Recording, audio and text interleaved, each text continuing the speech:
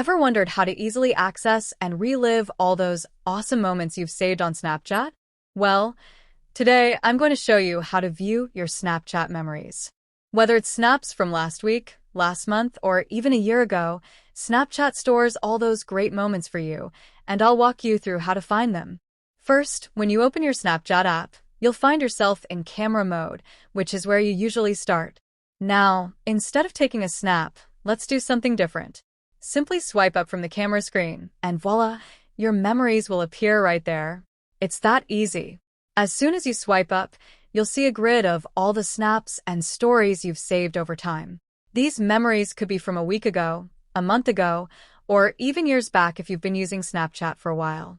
The memory section is organized to help you easily scroll through your stored snaps, and you might even notice special moments marked like 1 year ago today, snaps, or other anniversaries.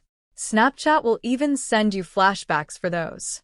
You can browse through photos, videos, and even stories that you've saved here.